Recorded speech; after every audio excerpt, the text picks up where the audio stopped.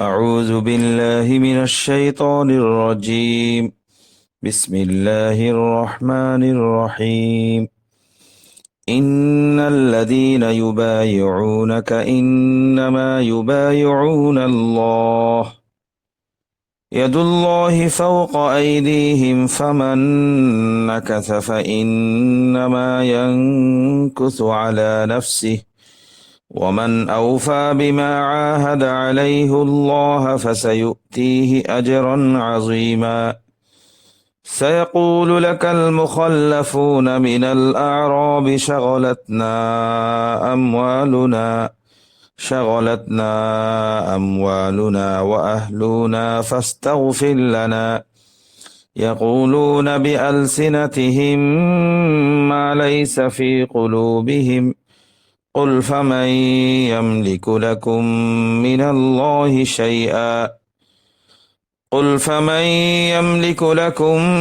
الله شيئا إن أراد بكم ضرا أو أراد بكم نفعا بل كان الله بما تعملون خبيرا بل ظننتم أن لن ينقلب الرسول والمؤمنون إلى أهليهم أبدا وزين ذلك في قلوبكم وظننتم ظن السوء وكنتم قوما بورا.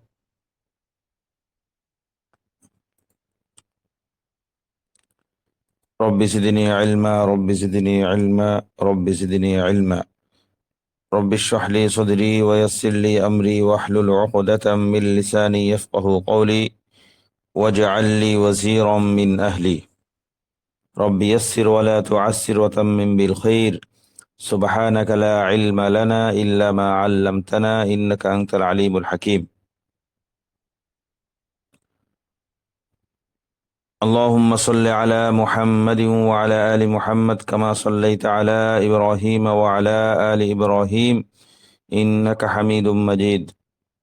اللهم بارك على محمد وعلى آل محمد كما باركت على إبراهيم وعلى آل إبراهيم إنك حميد مجيد. اللهم إني أعوذ بك أن أشرك بك وأنا أعلم وأستغفرك لما لا أعلم. أستغفر الله ربي من كل ذنب وأتوب إليه لا حول ولا قوة إلا بالله العلي العظيم. إن الذين يبايعونك إنما يبايعون الله يد الله فوق أيديهم فمن نكث فإنما ينكث على نفسه ومن أوفى بما عاهد عليه الله فسيؤتيه أجرا عظيما. ইয়াদুল্লাহি ফাওকা আইদিহিম, আল্লাহর হাত তাদের হাতের উপর। এই বাক্য নিয়ে আমাদের মোজাকারা ছিল। আল্লাহর হাত তাদের হাতের উপর মানে সাহাবায়ে কেরাম নবীজির হাতের উপর হাত রেখে যে বায়াত গ্রহণ করেছিলেন যে ওসমান হত্যার বদলা নেওয়া হবে, ওসমানকে যে কোরাইশরা মক্কাবাসীরা আটক করে রেখে তাকে হত্যা করা হয়েছে, এই মর্মে যে গুজব ছড়িয়েছিল, মিথ্যা সংবাদ ছড়িয়েছিল, সেই মিথ্যা সংবাদের ভিত্তিতে নবীজি সাহাবায়ে কেরামের কাছ থেকে শপথ নিয়েছিলেন যে আমরা ওসমান হত্যার বদলা না নিয়ে মদিনায় ফিরে যাব না। এই সময় সাহাবায়ে কেরাম নবীজির হাতের উপর হাত রেখে বায়াত করেছিলেন, শপথ করেছিলেন। এগুলো শাব্দিক বিশ্লেষণ গতকাল গিয়েছে। আর আল্লাহ সাহাবায়ে কেরামের হাতের উপর হাত রেখে আল্লাহ তাদের শপথে এই বায়াতের অনুমোদন দিয়েছিলেন।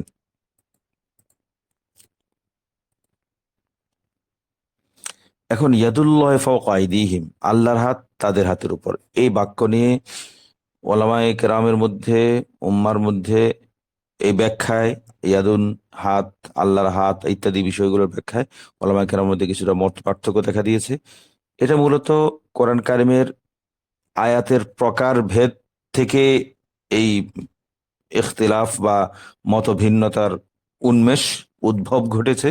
কোরআনের আয়াতগুলো দুই প্রকার,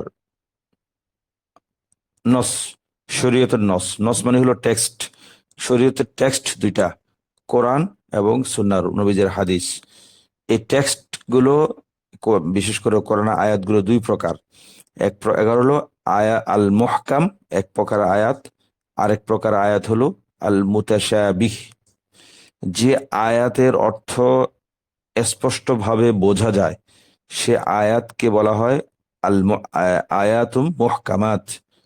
আল আয়াতুল মুহকামাতু, মুহকাম মানে হলো সুদৃঢ়, সুস্পষ্ট এবং সুবিন্যস্ত, এটা মুহকাম। মুতাশাবিহ মানে হলো এমন আয়াত যে আয়াতের ব্যাখ্যা একমাত্র আল্লাহ তাআলা জানেন। এই আসলে মুহকাম এবং মুতাশাবিহ, এই এই দুই আয়াতের ব্যাখ্যা, এই দুই আয়াতের সংজ্ঞা, এই দুই আয়াতের পরিচয় নিয়ে ওলামায়ে কেরামের মধ্যে ইখতিলাফ আছে। মৌলিকভাবে কোনো মতপার্থক্য নেই, একটু ব্যাখ্যার প্রকাশ করতে গিয়ে একটু ব্যতিক্রম, একটু এদিক সেদিক হয়। আমরা ওলামায়ে আহনাফ, হানাফি মাযহাবের ওলামায়ে কেরাম, ইমাম আজম থেকে শুরু করে পর্যন্ত ওলামায়ে কেরামের মতে মুহকাম মানে হলো মা উরিফাল মা'নাল মুরাদু বিহি। মুহকাম মানে মা উরিফাল, যা জানা যায়।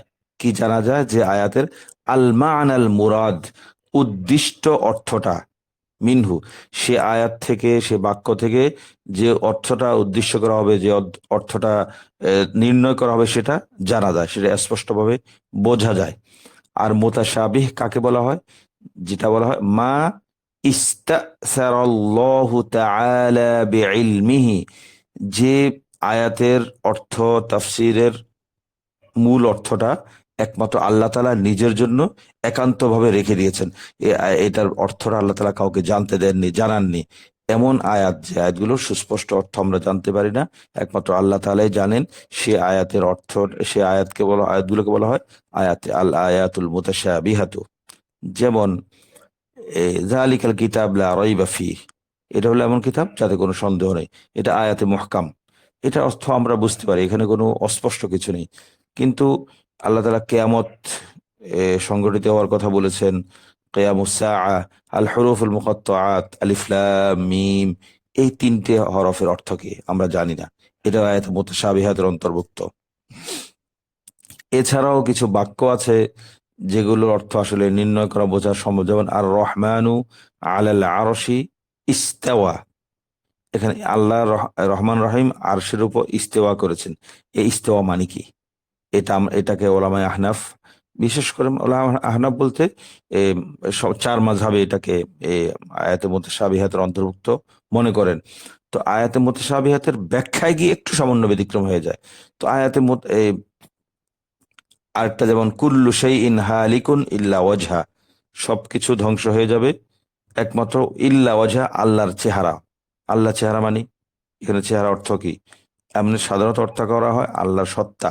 চেহারা বলে পুরো সত্তা, পুরো আল্লাহর অস্তিত্ব এবং উজুদটাকে উদ্দেশ্য করা হয়। তারপরও ওয়াজহুন শব্দের মূল অর্থটা এখানে তো আমরা ধরতে পারি না। আল্লাহ চেহারা ছাড়া বাকি সব, আল্লাহর শরীর ধ্বংস হয়ে যাবে, নাউজুবিল্লাহ, এমন অর্থ তো আমরা করতে পারি না। সুতরাং এই অর্থটা, সঠিক অর্থটা কি হবে, এটা আমাদের কাছে অস্পষ্ট। এটার অর্থ একমাত্র আল্লাহ তাআলা জানেন। এটাও আয়াতে মুতাশাবিহাতের অন্তর্ভুক্ত। আরেকটা যেমন বাক্য ওয়ালিতুসনা আলা আইনি, আল্লাহ তাআলা বলছেন যেন আপনাকে আমার আমার চোখের উপরে আপনাকে নির্মাণ করা হয়, আপনাকে প্রতিপালন করা হয়। এটা কেমন? আল্লাহ চোখের উপরে কি এটা কাউকে নির্মাণ করা হবে নাকি? আলা আইনি মানি আমরা সাধারণত ব্যাখ্যা, তর্জমা বলা হয় আল্লাহর আমার তত্ত্বাবধানে, আমার পর্যবেক্ষণে ইত্যাদি। তো এখানে আক্ষরিক অর্থ আইনুন চোখ, আক্ষরিক অর্থে এখানে ধরা যাবে না। এজন্য এটা আল্লাহর আলা আইনি মানির একটা হাকিকতটা কি, মূল অর্থটা আসলে কি, সে একমাত্র আল্লাহ তাআলাই জানেন। এটা আয়াতে মুতাশাবিহাতের অন্তর্ভুক্ত। আমরা আয়াতে মুতাশাবিহাতের অর্থ কি বলেছি? ব্যাখ্যা মা ইস্তাসারাল্লাহু তাআলা বিইলমিহি, যার ইলমটা আল্লাহ তাআলা একান্তভাবে ইস্তাসারা বি, যেটাকে আল্লাহ তাআলা একান্ত নিজের জন্য আপন করে রেখেছেন, নিজের জন্য রেখেছেন, যেটা কাউকে জানতে দেননি। যেমন আয়াতে মুতাশাবিহাতের আরেকটি বাক্য হলো কোরআন কারীম থেকে ইয়াদুল্লাহি ফাওকা আইদিহিম। আমরা এখন যে বাক্যটা পড়লাম সেটাও আয়াতে মুতাশাবিহাতের অন্তর্ভুক্ত। তো আয়াতে মুতাশাবিহাতের বিভিন্ন প্রকার আছে, যেমন হরফে মুকাত্তাআত, এটা আয়াতে মুতাশাবিহাতের অন্তর্ভুক্ত। আবার আয়াতুস সিফাত মানে যে সমস্ত আয়াতে আল্লাহর কোনো বৈশিষ্ট্য বর্ণনা করা হয়েছে, আল্লাহর কোনো অবস্থা বা আল্লাহ তাআলার কোনো বাহ্যিকভাবে শরীর বোঝায়, ওয়াজহুন, ইয়াদুন, আইনুন, এই ধরনের কোনো শব্দ বোঝায়, এইগুলো সিফাত, আল্লাহর সিফত। এই আল্লাহর সিফত সম্পর্কিত যে আয়াত আল্লাহর সিফাত বর্ণনা করেছে, সেটা কোনো কাজের সিফত হোক, কোনো অঙ্গের সিফত হোক, অঙ্গ অঙ্গ বাচক শব্দ দিয়ে সিফাত বর্ণনা করা হোক। আল্লাহ তো অঙ্গ প্রত্যঙ্গ থেকে মুক্ত। মূল কথা হলো লাইসা কামিসলিহি শাই ওয়া হুয়াস সামিউল বাসির। আল্লাহ তাআলার মতো কোনো কিছু নেই, যে সৃষ্টির সাথে আল্লাহর কোনো দিক দিয়ে সাদৃশ্য নেই। এই বাক্যটা হলো আল্লাহ তাআলার সম্পর্কে একক মূল নীতি, একদম মৌলিকতম উসুল, মানদণ্ড, সূত্র, যে লাইসা কামিসলিহি শাই। কোনো দিক থেকে, কোনো অবস্থাতে, কোনো পার্সপেক্টিভ থেকেই আল্লাহ তাআলার মতো কোনো কিছু নেই। ওই আয়াতে মুতাশাবিহাতের আরেকটি আয়াতে সিফাতের আরেকটি বাক্য হলো ওয়াস সামাওয়াতু মাতউইয়াতুম বিয়ামিনিহি, আর আসমান সমূহ আল্লাহর ডান হাতের মধ্যে ভাঁজ করা। এটা কেমন? এটা স্বরূপ আমরা জানি না। এমনই ভাবে হাদিসের মধ্যে সিফাত আছে, যে অনেক হাদিসও মুতাশাবিহাতের অন্তর্ভুক্ত, যে হাদিসগুলোতে আল্লাহ তাআলার সিফাত, এটা কর্মগত সিফাত হোক বা এই আল্লাহ অঙ্গ প্রত্যঙ্গ বাচক শব্দ ব্যবহার করে আল্লাহ কোনো বৈশিষ্ট্য বর্ণনা করা হোক, সেগুলো সঠিক অর্থ একমাত্র আল্লাহ তাআলা জানেন। তো আয়াতে মুতাশাবিহাত বা সিফাত, আহাদিস ও সিফাত, যে সমস্ত হাদিসের মধ্যে আল্লাহ তাআলার সিফাত বর্ণনা করা হয়েছে, অঙ্গগত, কর্মগত, যে সমস্ত আয়াতে আল্লাহর সিফাত বর্ণনা করা হয়েছে, সেগুলোকে আমরা বলবো সিফাত বর্ণনামূলক আয়াত। এক্ষেত্রে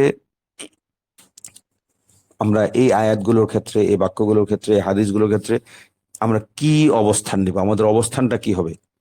আমাদের অবস্থান হবে এই এই ক্ষেত্রে জমহুর আহলে সুন্নাতের জমহুর, একদম প্রায় সমস্ত ওলামায়ে কেরাম যে অবস্থান, আমাদেরও সেই অবস্থান। এই জমহুর আহলে সুন্নার মধ্যে সুফিয়ান সাউরি রাহিমাহুল্লাহ আছেন, আব্দুল্লাহ ইবনুল মুবারক রাহিমাহুল্লাহ আছেন, সুফিয়ান ইবনে উয়াইনা রাহিমাহুল্লাহ আছেন, ওয়াকি ইবনুল জাররাহ রাহিমাহুল্লাহ আছেন, এবং সর্বোপরি আল আইম্মাতুল আরবাআহ, চার ইমাম: ইমাম আজম আবু হানিফাতুন নুমান, ইমাম মালিক, ইমাম মোহাম্মদ বিন ইদ্রিস আশ-শাফিঈ, আহমদ বিন হাম্বল রাহিমাহুমুল্লাহ আজমাইন। এই চার ইমাম, মোট কথা আগের যে সুফিয়ান সাউরি, ইবনুল মুবারক, ইবনু উয়াইনা, ওয়াকি, এরাও বড় বড় ইমাম, এরাও এক একটা মাযহাব তৈরি করার মতো, এদেরও একটা আলাদা আলাদা স্বতন্ত্র মাযহাব ছিল। কিন্তু এই চার ইমামের মধ্যে আল্লাহ তাআলা মাযহাবগুলোকে সীমাবদ্ধ করেছেন, এটা আল্লাহর বিশেষ হিকমত।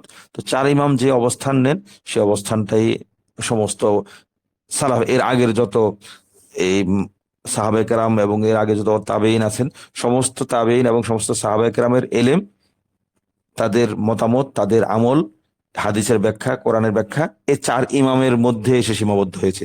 চার ইমাম এ সমস্ত তাবি এবং সমস্ত সাহাবায়ে কেরামের আমল, ফিকির, আখলাককে এই চার ইমাম ধারণ করেছেন। এক একজন ইমাম এক এক সাহাবী বা এক একটা মূলনীতির আলোকে ইসলামকে, কোরআন সুন্নাহকে ব্যাখ্যা করেছেন, এবং এই ব্যাখ্যা, চার ইমামের চারটি ব্যাখ্যার মধ্যেই ইসলামের পূর্ণপটি কোরআন এবং সুন্নাহর কে সালাফ যেভাবে ব্যাখ্যা করেছে, সালাফের সমস্ত ব্যাখ্যা এর মধ্যে এসে গেছে। তো আইমা আরবা বলার মানে হলো দিন। আইমা আরবার বাইরে আসলে দিন নেই। দিন যেটাই দেখি আসলে আমরা এখন যে আমল করি, সেটা হানাফি, মালিকি, শাফি, হাম্বলি, এমনকি আহলে হাদিস বা সালাফি, যারা যে আমল করি, চার ইমামের বাইরে কোনো আমল নেই। দেখি, আমরা খেয়াল করলেই দেখবো, সেটা আকীদা হোক, সেটা ফিকহ হোক, তাফসীর হোক, এবং হাদিসেরই হোক, চার ইমামের বাইরে কোনো আসলে শরীয়তের কোনো কিছু নেই। সেটা কোনো না কোনো একটা মাযহাবের সাথে মিলবেই। আমি হাত তুলি, রফে দান করি, জোরে আমিন বলি, বুকে হাত বাঁধি, নাভির নিচে হাত বাঁধি, বা যেখানে বাঁধি, নাভির উপরে বাঁধি, যেখানে বাঁধি, যেভাবে করি, চার ইমামের কোনো না কোনো ইমামের সাথে এটা মিলবে। চার ইমামের বাইরে আসলে এ, এ, ইসলামের কোনো ফিকহ নেই। অতীতে যেগুলো সাহাবায়ে কেরামের মধ্যে ছিল, তাবিদের মধ্যে ছিল, সবগুলোই চার ইমামের কোনো না কোনো ইমামের মাযহাবের মধ্যে সেটা আছে। তো চার ইমামের বাইরে আসলে যদি বলি দিন নেই, এটা এটা একদম অকাট্য হবে কিনা জানি না, তবে বড় একটা ভুল হবে না। এই জন্য ওলামায়ে কেরাম চার ইমামের কোন একজন মাযহাবকে মানাকে এটা বরকতের মনে করেন, ফরজ না, চার ইমামকে মানতেই হবে। তবে সাধারণের জন্য আমাদের ওলামায়ে আহনাফের পক্ষ থেকে এবং চার ইমামের পক্ষ থেকে একটা মাযহাব মানাকে ওয়াজিব বলা হয়, মানে আবশ্যক বলা হয়। মান সাধারণের জন্য, যারা আমরা, আমার মতো যারা আমরা সাধারণ মানুষ, সাধারণ অথবা সাধারণ আলেম, তাফাক্কু নেই, নিজের সিদ্ধান্ত নেওয়ার কোরআন সুন্নাহ থেকে নিজের সিদ্ধান্ত আহরণ করার যোগ্যতা নেই, তাদের জন্য নিরাপদ যে চার ইমামের কোন একজন ইমামকে পুরোপুরি অনুসরণ করা সুবিধাজনক না। একজন আমি এই মাযহাব থেকে নিলাম, আরেক মাযহাব থেকে এটা নিলাম। যুক্তি আসতে পারে যে আমি তো চার ইমামও তো আমল ঠিক ঠিক আমল করেছেন, তারা চার ইমাম তো হাদিস থেকে কোরআন সুন্নাহ থেকে করেছে, তো আমি এখান থেকে এখান থেকে সমস্যা কি, আমি তো কোরআন নিলাম। এই সমস্যা আসলে এটা যদি তর্ক করতে যাই, আসলে তর্ক খাতিরে বলা যেতে পারে আর সব ইমামই তো কোরআন সুন্নাহর ব্যাখ্যা দিয়েছেন, তাই আমি এই এক ইমাম থেকে একটা নিলে সমস্যা তো নেই, ঠিক আছে, সমস্যা নেই। কিন্তু এটা কি এক ধরনের সুবিধাবাদী মানসিকতা হয়ে যায় না ক্ষেত্র ক্ষেত্র বিশেষে? সবাই না, অনেক অনেক যারা হাদিস, সহিহ হাদিস মানেন, তারা তো আসলে আলহামদুলিল্লাহ ভালো। কিন্তু এই এমন কিছু মানুষ তো থাকে যারা সুবিধাবাদী মানসিকতার, এবং বেশিরভাগ মানুষের মধ্যেই যদি কোনো বাধা বিঘ্ন না থাকে, এই সুবিধাবাদী মানসিকতা তৈরি হওয়া সম্ভব। এটা এটা উড়িয়ে দেওয়া যায় না, বাস্তব আমরা দেখিও। যেমন কি এ, এ, এ, কোনো ইমামের বাইন্ডিংস এর মধ্যে না থাকলে সাধারণ যারা আমরা, তাদের জন্য সমস্যা হয়ে যায়। আমি কোনটা সিদ্ধান্ত নিব, মত আমি কোনটা ভালো, কোনটা অধিক যুক্তিসঙ্গত। আবার আবার কোন কোন ইমামের একটা মাসালায় কয়েকটা সিদ্ধান্ত আছে, আমি ওই সিদ্ধান্তগুলোর মধ্যে সবচেয়ে কোনটা মানবো, এইগুলো নিয়ে একটু নির্ণয় করতে সমস্যা হতে হয় সাধারণ মানুষের জন্য। এই জন্য ওলামায়ে কেরাম পরামর্শ দেন, বলে থাকেন বারবার, এটা মাসালাটা বলেন যে কোন একজন ইমামকে অ্যাকুরেট একদম সুনির্দিষ্ট মানাটা আসলে ভালো। তো এমনি সাধারণভাবে একটা বয়সে 15 থেকে 35 পর্যন্ত মনে হয়, এই বয়সটাতে মনে হয়, বা 40 পর্যন্ত মনে হয় না, আমি কোরআন সুন্নাহ যেটা আছে সেটা সহিহ মানবো, ভালো, ঠিক আছে, খারাপ না। কিন্তু আমি সব সময় তো, সবাই তো আর সৎ থাকতে পারে না, এক ধরনের সুবিধাবাদী মানসিকতা এসে যায়।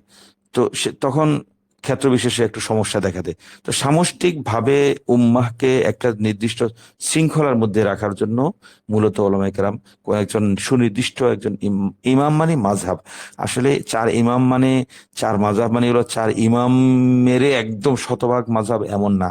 চার ইমাম মানে হলো, চার মাযহাব মানে হলো চারটি স্কুল অফ থট, একটা চারটি ইসলামকে বোঝা মানে কি, কোরআন এবং সুন্নাহকে বোঝার চারটা পদ্ধতি। এই পদ্ধতিটা চারজন ইমামের নামে পরিচিত হয়েছে। চারজন ইমামেরই কথা, ইমামেরই সুনির্দিষ্ট পদ্ধতি, পদ্ধতি এই চার মাযহাব, বিষয়টা এমন নয়। যেমন হানাফি মাযহাবে এ, চার ভাগের এ, চার ভাগের মোটামুটি প্রায় এ, যে তিন ভাগ ধরি, তিন ভাগের দুই ভাগ মাসালায় ইমাম আযমের মাসালা বিরোধী, বা এক ভাগ ধরি, যদি তিন ভাগ ধরি, তিন ভাগের এক ভাগ মাসালা ইমাম আজম যে সিদ্ধান্ত দিয়েছেন সেই সিদ্ধান্ত অনুযায়ী ফতুয়া নেই। ফতুয়া হলো সাহাবায়নের মতে, তার দুই শাগরিদের মতে, বা ইমাম জুফারের মতে, বা পরবর্তীতে যারা ওলামায়ে কেরাম, ওনার তো বিশাল একটা বোর্ড ছিল, মানে ফেকা বোর্ড ইমাম আজমের। এমন অনেক হয়েছে যে বোর্ডের যে সিদ্ধান্ত, সেটা ইমাম আজম যে সিদ্ধান্ত দিয়েছেন সেটার বিপরীত তার সিদ্ধান্ত হয়েছে। তো ইমাম আজম মানে হানাফি মাযহাব মানে হলো আসলে ইমাম আজমের মাযহাব না। ইমাম আজম কিছু মূলনীতি ঠিক করেছেন, কিছু মানদণ্ড নির্ধারণ করেছেন, সেই মানদণ্ড সবগুলো যে ইমাম আজম এমন না। ইমাম আজম এবং তার শাগরিদ শিষ্যরা মিলে সর্বসম্মতিক্রমে ওনার ইমাম আজমের অনুসারীরা সর্বসম্মতিক্রমে যে মানদণ্ডটা দাঁড় করিয়েছেন সেটা। তো ইমাম আজম শুরু করেছেন, ইমাম আজম মূল সূচনাকারী, ইমাম আজম হলেন ওস্তাদ এই এই স্কুল অফ থটের। ইমাম আজম হলে অধিকাংশ মূল নীতিগুলো ইমাম আজমের ঠিক করা। এই আলোকে হানাফি মাযহাব বলা হয়। হানাফি মাযহাব মানে কোনো ব্যক্তি পূজা নয়, ইমাম আজমের পূজা নয়, ইমাম আজমের অনুসরণ নয়। শাফি মাযহাব মানে ইমাম শাফি রাহিমাহুল্লাহর তাকে পূজা নয়, তার মত নয়। তিনি একটা পদ্ধতি, কোরআন এবং সুন্নাহকে বোঝার একটা মানদণ্ড, একটা মূলনীতি, একটু সূত্র দাঁড় করেছেন, সে আলোকে শাফি মাযহাব। ইমাম মালিকের মাযহাবটা এমন, ইমাম আহমদ ইবনে হাম্বলের মাযহাবটা এমন।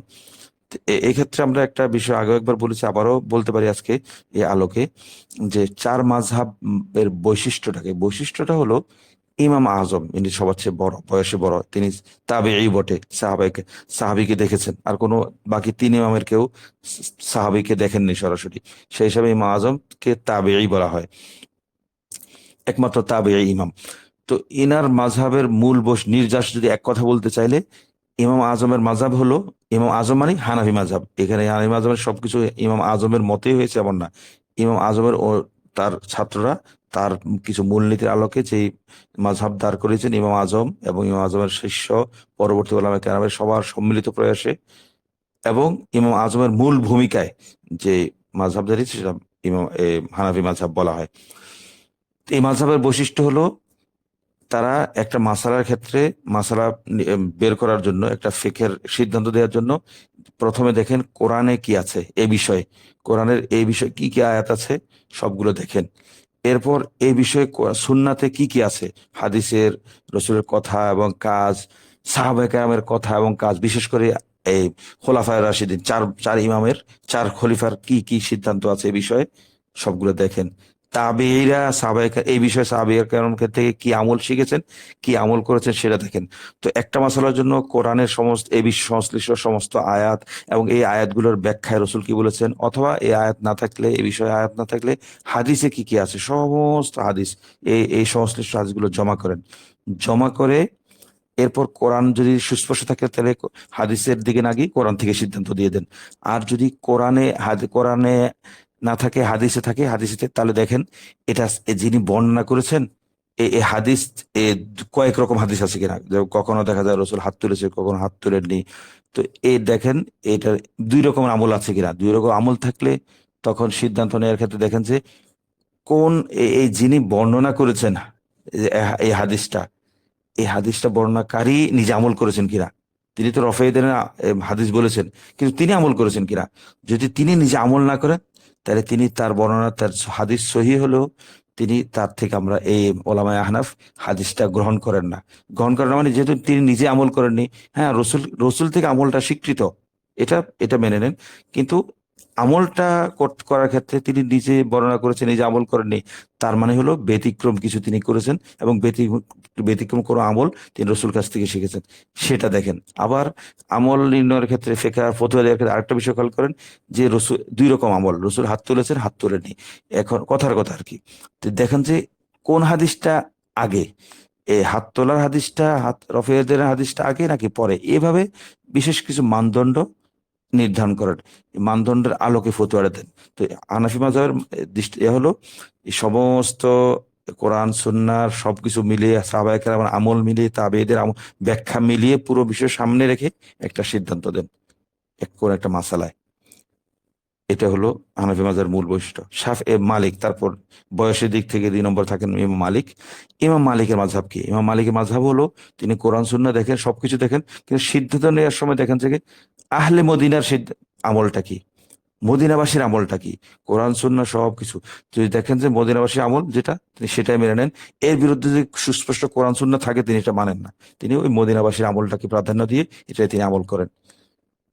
তিনি মনে করেন তিনি কোরআন সুন্নাহর বিরুদ্ধে না, তিনি মনে করেন, ইমাম মালিক রহমতুল্লাহ আলাইহি মনে করতেন যে মদিনাবাসী যে আমলটা করেন সেটাই তারা বংশ পরম্পরা দেখে এসেছে, এবং কোরআন সুন্নাহর বিপরীত থাকলেও আসলে ব্যাখ্যাটা ওই বিপরীত আয়াত বা হাদিসের ব্যাখ্যা এটাই, মদিনাবাসী যেটা আমল করছে। এটা হলো ইমাম মালিকের মাযহাবের প্রধানতম বৈশিষ্ট্য। আরো অনেক বৈশিষ্ট্য আছে, আমরা শুধু মূল একদম কি ওয়ার্ড, কি কনসেপ্ট যেটা এটা বলছি। ইমাম শাফি রাহিমাহুল্লাহ, ইমাম শাফি রহমতুল্লাহ আলাইহির মাযহাবের মূল নির্যাস যদি বলি, সেটা হলো তিনি দেখেন এই বাবের মধ্যে, কোরআন এবং সুন্নাহর মধ্যে, কোরআন আছে কিনা, কোরআন এরপর হাদিস আছে, সুন্নাহ আছে কিনা, সুন্নাহর মধ্যে সবচেয়ে সহিটা কি, সবচেয়ে সহি হাদিসটা, সহি মানে সনদের আলোকে, সেই সহি হাদিসটার কোনো বিপরীত আমল আছে কি নেই সেটা বিষয় না, মুখ্য বিষয় থাকে সবচেয়ে সহি আসাহ মাহফিল বাব।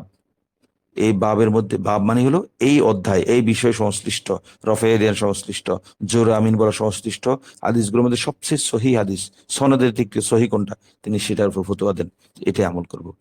একটা সাধারণত সবচেয়ে সহিটা একটা ফতোয়া দিয়ে তিনি বলেন যে এটাই আমরা আমল করব। ইমাম আহমদ ইবনে হাম্বলের মাযহাবের মূল বৈশিষ্ট্য হলো তিনি একটা বিষয়ে ফতোয়া দেওয়ার আগে কোরআন সুন্নাহ দেখেন, দেখে এই বিষয়ে যত সহি হাদিস আছে, আসহ না, সহি মানে ইমাম শাফি চেষ্টা করে সবচেয়ে সহি হাদিসটার উপর আমল করতে সনদের দিক থেকে। আর ইমাম আহমদ ইবনে হাম্বল এই বিষয়ে সহি হাদিস যা আছে সবগুলো জমা করেন, সবগুলোর উপর ফতোয়া দেন। এই জন্য দেখা যায় ইমাম আহমদ ইবনে হাম্বল এক একটা মাসালায় 6টা 4টা 5টা 6টা 7টা ফতোয়া আছে। মানে কি, তিনি যখন যে হাদিসটা পেয়েছে সহি মনে হয়ে, সহি তার কাছে মানদণ্ডে সহি উত্তীর্ণ হয়েছে, তিনি সেটার উপর ফতোয়া দিয়ে দিয়েছেন যে এরা আমল করব। এই ছিল চার মাযহাবের এই দিন বোঝার, কোরআন সুন্নাহ বোঝার একটা মানদণ্ড। তো চার মাযহাবের কোনো ইমামে আসলে নিজের মন গড়া কোনো ফতোয়া দেননি, এই নিজের থেকে কোনো কিছু বলেননি। তারা কোরআনকে বোঝার একটা মানদণ্ড নির্ধারণ করেছিলেন, একটা উসুল নির্ধারণ করেছিলেন, একটা যাকে একটা ধারা ঠিক করেছিলেন, সেই ধারার আলোকে তারা ফতোয়া দিয়েছেন। তো ইমাম আজমের অনুসারী যাদের কাছে ইমাম আজমের মাযহাব ভালো লেগেছে, তারা ইমাম আজমকে অনুসরণ করেছেন। যারা এই ইমাম শাফিকে ভালো লেগেছে, ইমাম শাফিকে। যারা মালিককে মালিককে, অর্থাৎ যারা যে এলাকায় বেড়ে উঠেছেন, ওই এলাকায় যে ইমামের অনুসারীরা ওলামায়ে কেরাম ছিলেন, তারা সেই এলাকায় সেই মাযহাবটাই বেশি প্রচলিত হয়েছে। এখানে এই মাযহাবই আহাক, ওই বাকি মাযহাব ভুল, বিষয়গুলো এমন নয়। এর বিষয়টা হলো চারজন চার মাযহাবে এই চার ধরনের ব্যাখ্যা, কোরআনকে ব্যাখ্যা করার চারটা পদ্ধতি নির্ণয় করেছেন, কর্মকৌশল ঠিক করেছেন। সে আলোকে তারা কোরআন বুঝেছেন, যা বুঝেছেন সে আলোকে তারা ফতোয়া দিয়েছেন। তা আমরা উপমহাদেশে বেশিরভাগ মানুষ সাধারণত আমরা ছোট থেকেই এই দেওবন্দ ঘরানা বা হানাফি মাযহাবের এ, এখানে যারা শাসকরা এসেছিলেন, ওসমানী খেলাফত থেকে শুরু করে ওই আব্বাসী যুগে তো মূলত এই যে এখানে প্রসার হয়েছিল। এ, বেশিরভাগ প্রসার এইদিকে, বিশেষ করে মধ্য এশিয়াতে। তখন হানাফি মাযহাবের ওলামায়ে কেরাম বা শাসকরা হানাফি মাযহাব ছিলেন, এই জন্য এদিকে হানাফি মাযহাবের প্রসার ঘটেছে। এছাড়া আহলে হাদিস ভাইরা আছেন, তাদেরও কিছু ওলামায়ে কেরাম এই এলাকায় এসেছিলেন, যেমন কেরালা অঞ্চলে শাফি মাযহাব, ভারতের এবং উপকূলীয় অঞ্চলে শাফি মাযহাবের ওলামায়ে কেরাম সেদিকে গিয়েছেন, সেই সময় ওই মাযহাবটা ছড়িয়েছে। আর আহলে হাদিস ওলামায়ে কেরাম কিছু ছিলেন, তাদেরও তাদের পূর্বপুরুষও নিশ্চয়ই এই ধরনের কোনো ওলামায়ে কেরামের, তাদের এলাকায় ওলামায়ে কেরাম এই মাযহাবে বা এই ঘরানার ওলামায়ে কেরাম তাদের এলাকায় বাস করতেন, এই এলাকায় তাদের দিন শিখাতেন। সেই হিসাবে তাদের মধ্যে ওই সালাফি মাযহাব বা আহলে হাদিস মাযহাবটা তাদের প্রসারিত হয়েছে। এমনই বিষয়টা, যেখানে যে ওলামায়ে কেরাম গিয়েছেন, বসতি স্থাপন করেছেন, সেখানকার জনগণ মানুষ সেই এই মাযহাব বা সেই কোরআন শরীয়ত মানার পদ্ধতি সে অনুসরণ করেছেন। এই হলো মূল বিষয়। তো কেউ একদম হক, কেউ একদম বাতিল, বিষয়টা এমন না। হক বাতিলের প্রশ্ন না, এটা হকের কয়েকটি ডাইমেনশন, হককে বোঝার কয়েকটি মানদণ্ড, এই হলো মাযহাব। তো আরো যদি সুস্পষ্ট করে বলতে যাই, হানাফি মাযহাব হলো কোরআনকে প্রাধান্য দেন, কোরআন সামনে থাকলে ওরা আর অন্যদিকে সাধারণত দেখেন না, হাদিসের দিকে যান না। আর শাফি মাযহাব কোরআনকেও দেখেন, কিন্তু সহি কোরআনকে বুঝতে গিয়ে তারা সহি হাদিসটাকে বেশি গুরুত্ব দেন। এ, বাকি মাযহাব তো বললামই, ইমাম মালিক মদিনার আমলকে, আহলে মদিনার আমলকে প্রাধান্য দেন। আর ইমাম আহমদ ইবনে হাম্বল সহি হাদিস যেগুলো, সেগুলো সবগুলোর উপর আমল করতে চান। আর এই হানাফি মাযহাব হলো কম্পাইল করে সব কিছুকে সামনে রেখে, কোরআনকে প্রাধান্য সেন্টারে রেখে, কেন্দ্রে রেখে, বাকি সবগুলোকে কোরআনের অনুসারী তাবে বানানোর চেষ্টা করে, একটা কম্পাইল করেন সমস্ত হাদিসকে এ বিষয়ে, সব কম্পাইল করে কোরআনের একটা কোনো মূলনীতির মধ্যে ঢুকিয়ে সেটাকে কোরআনের তার কনভার্ট করে ফতোয়াটা দেন। এই ছিল বিষয়। তো এখন আয়াতুস সিফাতের ক্ষেত্রে আমরা জেনেছি জমহুর আহলে সুন্নাহ ওলামায়ে কেরাম, বিশেষ করে আইম্মাতুল আরবা, চার ইমাম মাযহাব কি, এই আয়াতুস সিফাত গুলো, আল্লাহ ইয়াদুল্লাহ, আল রহমান আলা আরশি ইস্তাওয়া, কুল্লু শাইইন হালিকুন ইল্লা ওয়াজহা, ইয়াদুল্লাহ ফাওকা আইদিহিম, ওয়ালিতুসনা আলা আইনি, ওয়াস সামাওয়াতু মাতউইয়াতুম বিয়ামিনিহি। এই ধরনের আয়াতুস সিফাত, আল্লাহর কর্মগত অবস্থা, যেমন আল্লাহ হাসেন, আল্লাহ কাঁদেন, আল্লাহ বিস্মিত হন, ইত্যাদি ইত্যাদি বিষয়গুলো যে আছে, এই ক্ষেত্রে এই সিফাতের আয়াত, সিফাতের হাদিসের ক্ষেত্রে জমহুরের মাযহাব কি? জমহুরের মাযহাব হলো এক, ইয়াজিবুল ঈমানু বিহা, এগুলোর প্রতি, এই আয়াতের সিফাতগুলো যা বলছে, এই আয়াত বাক্যগুলো হুবহু এই বাক্যগুলোর প্রতি ঈমান আনা ফরজ, আবশ্যক। এক। 2 নম্বর, وتفويض علم معناها المراد منها إلى الله تعالى। দুই নম্বর তাফওয়িদু, তাফওয়িদ, ফাওয়াদা ইউফাউযিদু আমরি ইলাল্লাহ, সুফর্দ করা, আল্লাহর কাছে ন্যস্ত করা।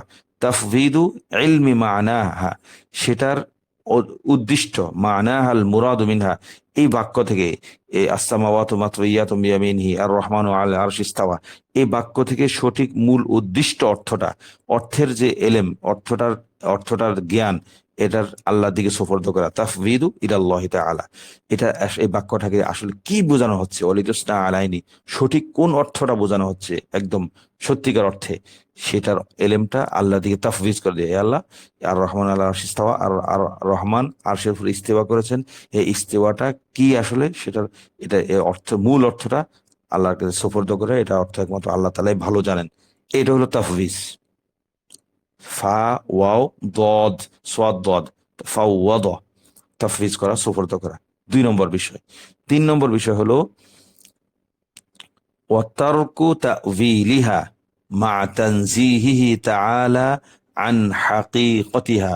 তিন নম্বর বিষয়, তারকু তাউযিলিহা, এই আয়াতগুলোর ব্যাখ্যা, তাউযিল করাটা বর্জন করা, যে ওয়ালিদুসনা আলা আইনি, আর এই ইয়াদুল্লাহি ফাওকা আইদিহিম, এই আয়াতগুলো, এই বাক্যগুলো ব্যাখ্যা করা।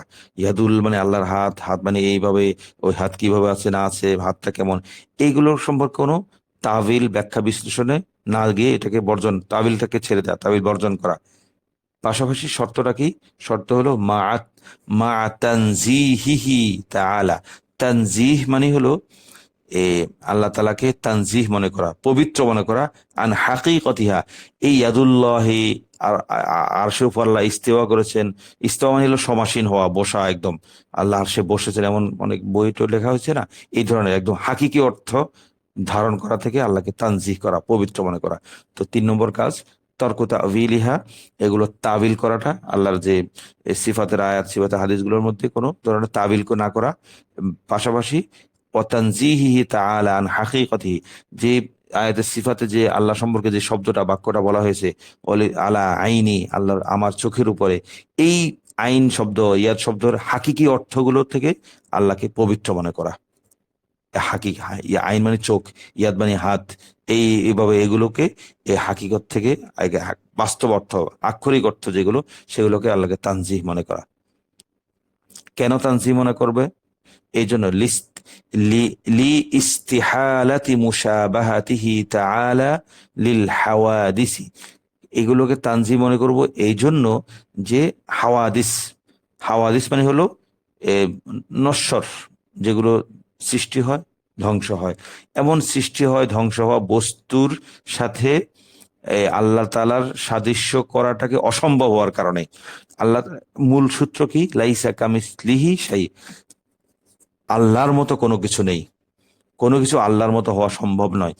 এই মূলনীতির আলোকে আমরা দুনিয়াতে যত হাওয়াদিস আছে, হাওয়াদিস মানে হলো যা নবসৃষ্ট, যা ধ্বংসশীল, এমন বস্তুকে আল্লাহ তাআলার সাথে, আল্লাহ তাআলার মতো মনে করাটা অসম্ভব হওয়ার কারণে এই তিনটি মানদণ্ড। এক নম্বর, ইয়াজিবুল ঈমান ও বিহা, আয়াতুল সিফাত যেগুলো আছে, আয়াতুল হাদিস ও সিফাত যেগুলো আছে, সেগুলোর প্রতি আমরা পরিপূর্ণ ঈমান আনবো, ঈমান আনা ফরজ।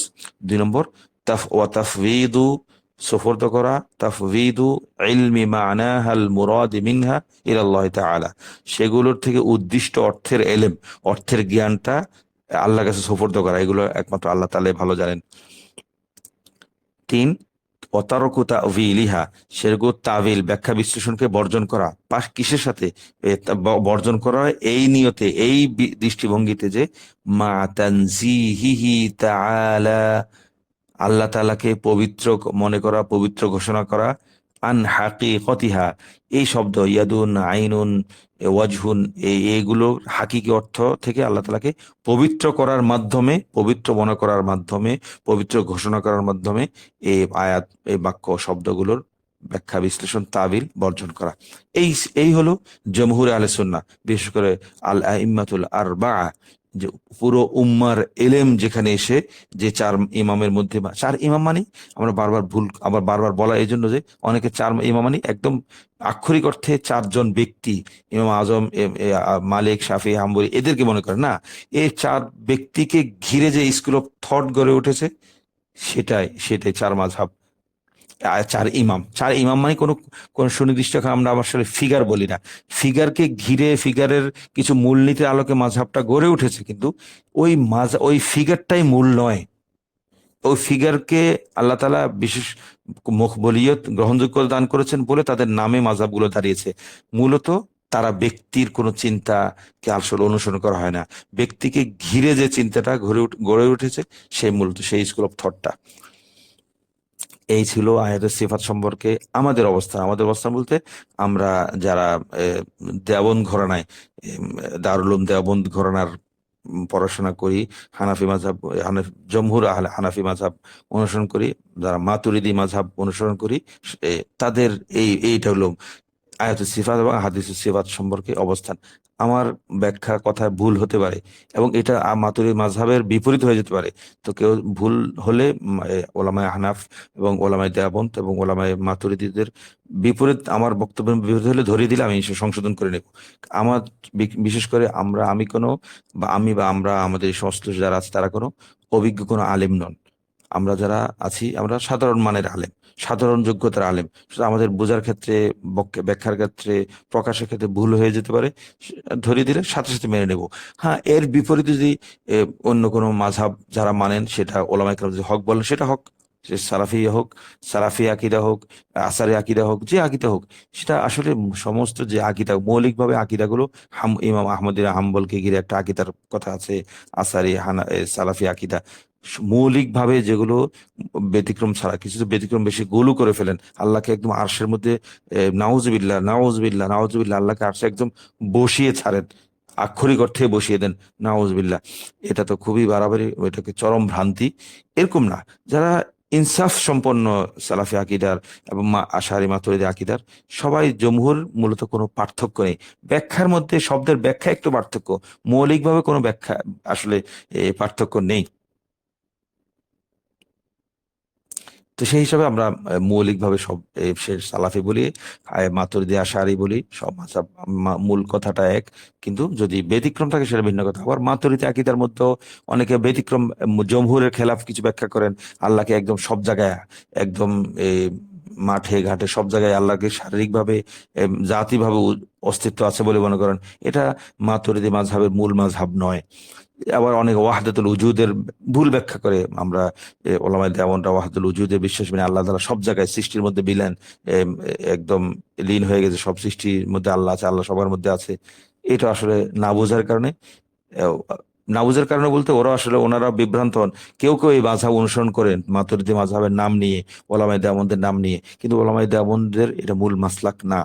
ওলামায়ে দেওবন্দের মূল যারা মাতুরিদি মাযহাব অনুসরণ করেন এই ফিকহ, আকীদার ক্ষেত্রে, তারাও এই ধরনের কোন আল্লাহ সব জায়গায় আছেন, অস্তিত্ব একদম শারীরিক ভাবে, এটা বিশ্বাস করেন না।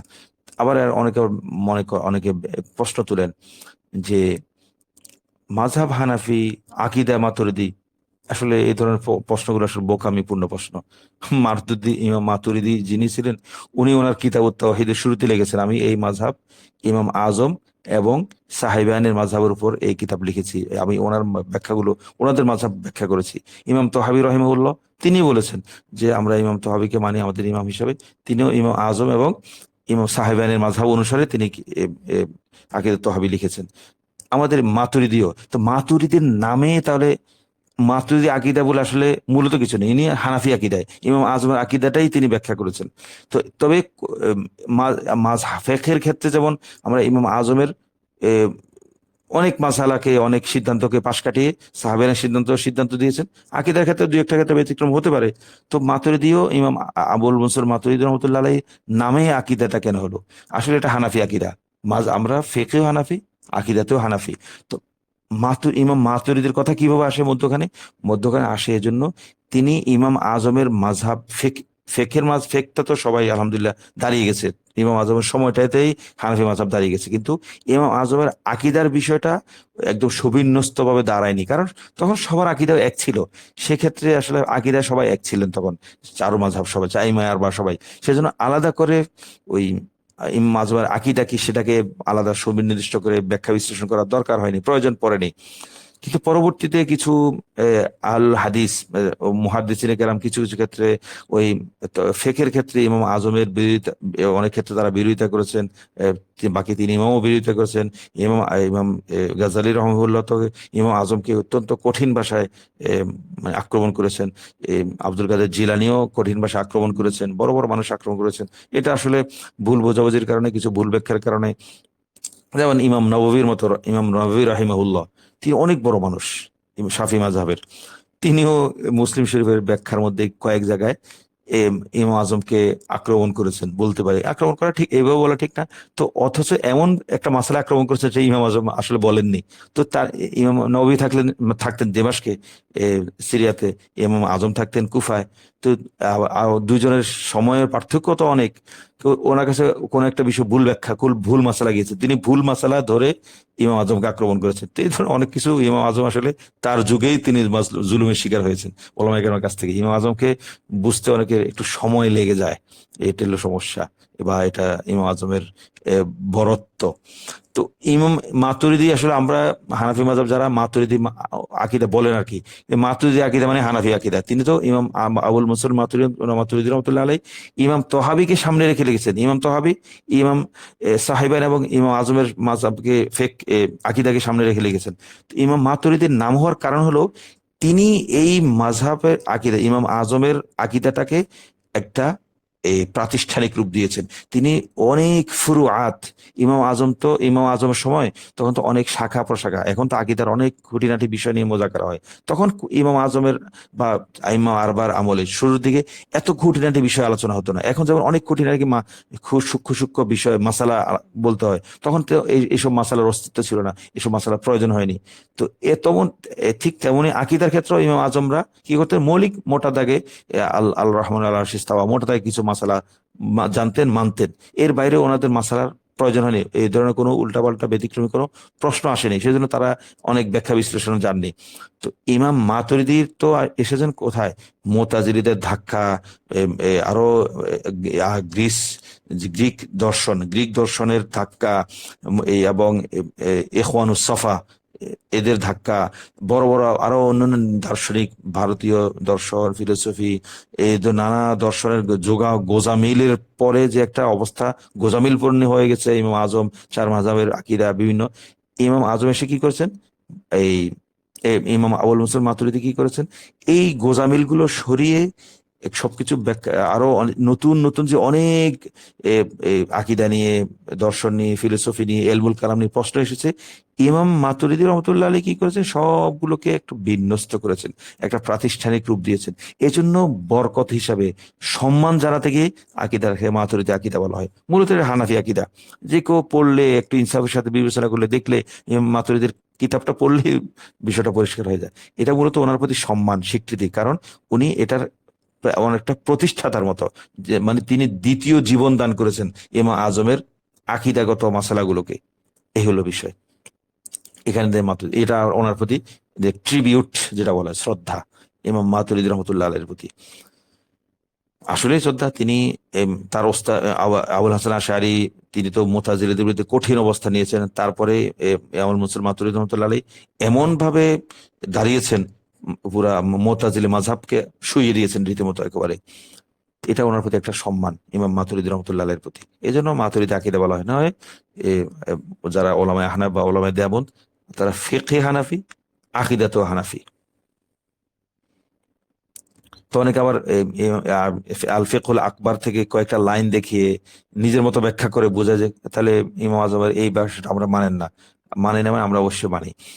ইমাম আজমের মূল কিতাব হলো আল ফিকহুল আবসাত, এটা একদম সর্বসম্মতিক্রমে ইমাম আজমের থেকে বর্ণিত হয়েছে, এটা সর্বসম্মতি। কিন্তু আল ফিকহুল আকবার নিয়ে কারো কারো আপত্তি আছে যে ইমাম আজম থেকে এটা সনদে মুত্তাসিলের মাধ্যমে এটা সম্পৃক্ত না। তারপরেও ধরে নিল যে সমস্ত বাক্য, কয়েকটা বাক্য নিয়ে অনেকে প্রশ্ন করে, সেই বাক্যটা যারা প্রশ্ন করে তারা আসলে এটা বুঝে না, বুঝে উল্টাটা বুঝে প্রশ্ন করে। আরে যে মাযহাবের ওলামায়ে কেরাম যা ব্যাখ্যা করেন সেটা তো আপনি নিবেন, নাকি আপনি ওই মাযহাবের থেকে বেশি বুঝে নিজের ব্যাখ্যা দিয়ে উল্টা একটা ব্যাখ্যা করে আপনি মাযহাবের ওলামায়ে কেরামকে আক্রমণ করবেন? বিষয়টা এমন না। আর সবচেয়ে বড় কথা হলো আসলে ইনসাফ। কোরআন আমাকে কি শিক্ষা দেয়? আমরা বারবার একটা কথাই বলি, কোরআন আমাকে মূল শেখায়। আমরা আমাদের রমজান মাসে যে 1 মাস ব্যাপী 30 পারা, পুরো 30 পারা তাফসির হয়েছে, একটা কথায় বারবার আমরা ঘুরে ফিরে একটা কথা বলার চেষ্টা করেছি বলতে এটা তালেবের ইলমদের সাথে মজা করার চেষ্টা করেছি যে কোরআন আমাকে কোরআনকে আমি যদি একটা কথা বলতে চাই, কোরআন আমাকে শউরে আদল শিক্ষা দেয়। আমাদের কোরআনিয়াত সিরিজের পরবর্তী বই মাই লাইফ জার্নি উইথ কোরআন, এখানে কোন একটা আয়াতের ব্যাখ্যা আমরা এই বিষয়টা বলেছি। শউরে আদল, শউরে আদল মানে, শউর মানে অনুভূতি, আদল মানে ইনসাফ, ন্যায়বোধ। কোরআন আমাকে ন্যায়বোধ শিক্ষা দেয়, কোরআন আমাকে শউরে আদল শিক্ষা দেয়, আমাকে প্রতিটা ক্ষেত্রে ইনসাফটা কি, প্রত্যেকটা ক্ষেত্রে আমার জন্য মৌলিক এই যাকে বলে ইউনিভার্সাল ট্রুথ, ইউনিভার্সাল ন্যায় বিচার, জাস্টিস কোনটা, যে ইউনিভার্সাল জাস্টিস যেটা সর্ব জায়গায়, সব ক্ষেত্রে, সব যুগে, সব দেশে, সব মহাদেশে একটা ইউনিভার্সাল ট্রুথ থাকবে, সেটা কি? আমার কোরআন আমাকে সেটা শিক্ষা দেয়। আমাকে কোরআন ইনসাফ আমার চিন্তায়, আমার কর্মে, আমার মানদণ্ডে, আমার আচরণে শউরে আদল আনতে বলে, ইনসাফ আনতে বলে। বাস এই শউরে আদল হলেই তো একজন, আমার ভিতরে যদি ইনসাফটা এসে যায়, আর কোনো কিছু তো প্রয়োজন হয় না। আমার কাছে যখনই কোনো মাসালা আসবে, আমি ঠিক আমার চিন্তাটা শউরে আদল, ইনসাফের অনুভূতি হিসাবে আমি চিন্তা করবো কি এ বিষয়ে সমাধানটা কি, আমাকে ওলামা ফাস আলু আহলা জিক্র, এ বিষয়ে কথা হলো আমাকে জ্ঞানীদের কাছে জিজ্ঞাসা করতে হবে। এ বিষয়ে আমি জানি না, এ বিষয়ে তাহলে আমাকে কি করতে হবে? অভিজ্ঞদেরকে প্রশ্ন করতে হবে। এটা হলো শহরে আদল। শহরে আদল আমাকে সব ধরনের ভুল ত্রুটি দিকে বাঁচাবে। আমাকে শহরে আদল আমাকে কি বলবে? আল্লাহ কোরআনে বলছেন, তুমি যে কোনো বিষয়ে পরামর্শ করো, ইস্তেখারা করো। ইস্তেসারা, আমি যে কোনো বিষয়ে ইস্তেখারা করবো, ইস্তেসারা করবো। ইস্তেখারা মানে হলো ওই খাইরত, আল্লাহর কাছে কল্যাণ চেয়ে 2 রাকাত নামাজ পড়ে ইস্তেখারার দোয়া পড়ে কাজটা শুরু করে দেয়া। ইস্তিশারা মানে হলো পরামর্শ চাওয়া। বাস, যে কোনো কাজের জন্য এই 2টা বিষয়, আমি যে কোনো কাজ চাই করি, ইস্তেখারা করবো, ইস্তেসারা করবো। এটা কোত্থেকে আসবে এই চিন্তাটা? শউরে আদল থেকে। কোরআন আমাকে সবসময় একটা ইনসাফ শেখায়। ইনসাফ কি? প্রত্যেকটা আচরণের ক্ষেত্রে আমার কি করণীয়, আমার করণীয় হলো আমাকে অভিজ্ঞ মানুষ যারা এই কাজের ক্ষেত্রে, তাদের কাছে পরামর্শ চাইবো, ইস্তেখারা করব, পরামর্শ চাইবো, এবং আরো আমার আশেপাশে যারা আছে তারা কিভাবে করছে সেটা দেখবো। নিজ থেকে মন করে একটা কিছু করে ফেলবো না, মন করে একটা কিছু বলে ফেলবো না। এটা হলো শউরে আদল। আমি আমার জীবনের প্রত্যেকটা ক্ষেত্রে, প্রত্যেকটা বিষয়ে আমি শউরে আদল, এই মানদণ্ডটাকে ধারণ করার, এই মানদণ্ডটা বজায় রাখার চেষ্টা করব। তাহলে আমি কোরআনের মূল নির্যাস, হুদাল্লিল মুত্তাকিন, মুত্তাকিদের জন্য হেদায়েত, হেদায়েত মানে শউরে আদল, হেদায়েত মানে হেদায়েত মানে সিরাতে মুস্তাকিম, সিরাতে মুস্তাকিম মানে শউরে আদল, শউরে আদল মানে আমাকে কোরআন যা বলে আমাকে সেটা মানতে হবে, আমাকে সুন্নাহ যা বলে সেটা মানতে হবে। এটাই শউরে আদল, ইনসাফপূর্ণ। সেটা যদি, এবং এই শহরে আদলটা যদি একদম কাফের মধ্যে জেগে ওঠে, তাহলে সেই ইসলাম গ্রহণ করতে করতে 1 ঘন্টা 2 ঘন্টা সময় বেশি নেবে না। সে তার মধ্যে ইনসাফ জেগে ওঠে, সে ভাববে বিষয়টা আসলে কেমন। আমি যে মানছি, আমার আশেপাশে তো অনেক মুসলমান আছে, দেখতে শুনতে তো আমার চেয়ে তাদেরকে ভালো মনে হয়। সে চিন্তা করে পড়াশোনা করবে, জিজ্ঞাসা করবে। মন খুলে মাথা খুলে যদি কেউ জিজ্ঞাসা করে, জানতে চায় ইসলাম সম্পর্কে, সে, তার জন্য ইসলামের মূল হাকিকতটা ইনকিশাফ হওয়া, উন্মোচিত হওয়া, তার কাছে বিষয়টা পরিষ্কার হওয়া সময়ের ব্যাপার মাত্র। তা আল্লাহ তালা আমাদেরকে সবাইকে শউরে আদল দান করুন, আমাকে আমার চিন্তা কর্মে সব জায়গায় ইনসাফ দান করুন, যাতে আমি কোনো একটা ক্ষেত্রে রাগের মাথায়, ক্রোধের মাথায়, ঈর্ষার বশবর্তী হয়ে, অহংকারে বশবর্তী হয়ে কোনো সিদ্ধান্ত না নিই। আমাকে যেন আমার ভিতরে যে ইনসাফের একটা আহ, আহ, আদল, ইনসাফের যে একটা অনুভূতি, সেটা আমার মধ্যে সবসময় থাকে। বা সাময়িক রাগের কারণে একটু বেসামাল হয়ে পড়লো, আবার তৎক্ষণাৎ পরক্ষণে যেন আমি আবার যেন ধাতস্থ হয়ে যেতে পারি, শহরে আদলের উপরে উঠে আসতে পারি। আল্লাহ তাআলা আমাদেরকে সে তৌফিক দান করুন।